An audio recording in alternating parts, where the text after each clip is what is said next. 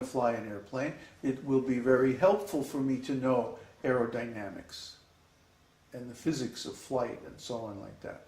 Then I understand, oh, when I pull this control, it puts down the flaps, and that increases the lift and the drag, and so I can fly slower and blah, blah, blah.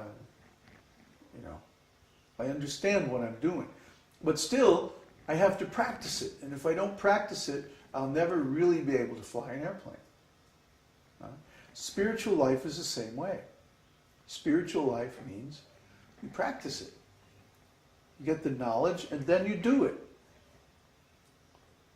This has got to be our orientation. Otherwise, all of this is simply just going to start another religion. And I don't want to do that. We don't want to go there. We already have enough religions in the world, and they all failed. Simply because of this point. They don't go from theory to actual practice. So let's not make that mistake anymore. Okay, people? This thing, I'm getting a little tingle.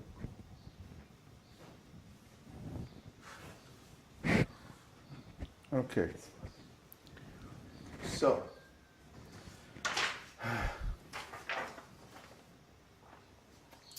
let's take a look at Śrī Bhakti Nirukti, and then we can understand what we're doing here, hopefully. So the first term is Uttama-bhakti, which is translated in English, pure devotional service. So we're not just here to learn bhakti. We're here to learn Uttama-bhakti. Not just devotional service, but pure devotional service. What's the difference? Well, impure devotional service is called mixed devotional service. Mishra Bhakti. Mishra Bhakti means devotional service mixed with karma, jñāna, and yoga. See, for example, what we're doing now, studying these words, these definitions, this is bhakti mixed with jñāna. Bhakti mixed with knowledge, philosophy. Well, we have to do this. It's necessary but not sufficient to develop bhakti. You understand that term? Necessary but not sufficient? That's a term in logic. And specifically, it's about proofs. You can prove something in logic. You have to have a specific number of steps. And you have to have all of those steps to actually accomplish the proof. If you have, let's say, half of the steps, that's necessary but not sufficient to actually establish the proof. Similarly, what we're doing by learning about bhakti is necessary. We have to have the knowledge and the categories and the definitions to improve our ontology to the point where we can understand bhakti. But that understanding is not sufficient for actual bhakti. For actual bhakti, we need kevala bhakti. Uttama-bhakti means pure, unmixed devotional service. Devotional service that does not require any karma or material fruit of activity, any jñāna or speculative intellectual knowledge, or any yoga, which means mystical powers and practices and stuff like that. So this is kevala bhakti or uttama-bhakti or pure devotional service. I'll read the definition.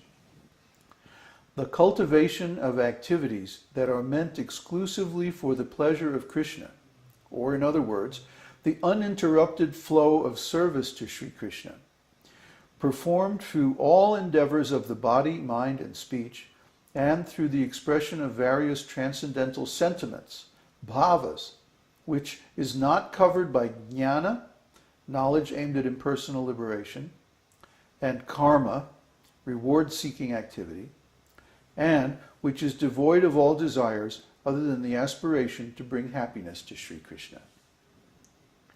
as another point in here, which is very important, that pure bhakti is cultivated through the expression of transcendental sentiments, bhāvas. Bhāvas are transcendental emotions. And in the course of this series, which is probably going to cover quite a few weeks, going into next year, we're going to discuss all the different bhāvas, the symptoms of those bhāvas, the causes of the arisal of bhāvas, and so on, the whole science of transcendental emotion. How can you understand what bhakti is unless you understand what bhava is? Because bhava and bhakti are linked together very closely. See? So we don't have any transcendental terminology in any Western language that describes bhavas. Because bhava, or transcendental emotion, is a symptom of the soul. And in the West, of course, we don't have any understanding of what the soul is, or what consciousness is, what the living entity is, or what Krishna is. That's only found in the Vedas. The other religions and other different areas of knowledge, they talk about the soul, or they talk about God, but they don't ever define actually what God is. They don't actually define what the soul is. You look in the Bible, for example, and Jesus uses the word soul 20-something times in the New Testament. But nowhere does he define it. And nowhere in the Bible, if you look throughout the Bible from one end to another, nowhere is the soul defined. So what is the soul, what is God, and what is their relationship? Well, we've talked about the soul for the last about 2 years. We've talked extensively about the transcendental nature of consciousness, the ontology that permits us to perceive the soul and the nature of its existence. And we've also talked a little bit about Krishna and the relationship between the soul and Krishna. And of course the basis of that relationship is that I am the servant of Krishna. The servant of Krishna means I voluntarily act with my mind, body, and words to please Krishna. It's not like ordinary service in the material world, which is based on some kind of coercion. Normally, if we get a job or something like that in the material world, then we think, well, I have to work.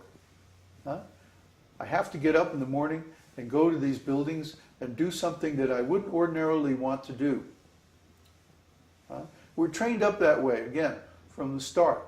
We're trained up to go to school, which means we get up in the morning, we go to some other building, and then we do something that we don't really want to do under someone else's direction.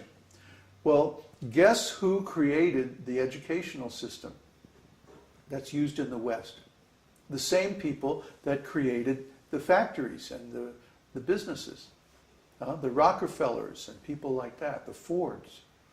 They all got together back in about 1912, 1915, and they said, you know what we need is a national educational system that will produce workers for our factories. Not an educational system that will produce happy, well-adjusted human beings. No, that was only for the upper classes. The rest of the people are just being trained up like animals to be workers. And what's the main thing they have to learn? Obedience. So you get up in the morning, you go to this building, you have to show up at a certain time, otherwise you're punished. And then somebody sits there and tells you what to do all day long. Okay, the next 45 minutes we're going to study arithmetic. And then the bell rings and, no more arithmetic, now we have to study English. And then the bell rings again. It's just like Pavlov's dogs. We've all been conditioned. And then if we finally get out of school, if we're lucky, we can go to college and put off the real pain by a few years. But ultimately we have to get out of school and get a job. And this is even worse. Now we have to get up, get in the car, drive a long way to some other set of buildings, and then we go in there And most places now have some kind of security thing. We have to show a card, or we have to put our thumb or a password or something and go in, and then we sit in this little cubicle in the midst of hundreds of similar cubicles, and we peck away at a keyboard and do this stuff that somebody else is telling us to do. And that's our idea of service. Huh? Or even worse is the concept of a servant. A servant in the Western conception is a person who does menial work so that you don't have to. And it's a very, how can I say, it's considered a very low status occupation if you're a servant. But our idea of service, which bhakti is based on, is completely different from that. First of all,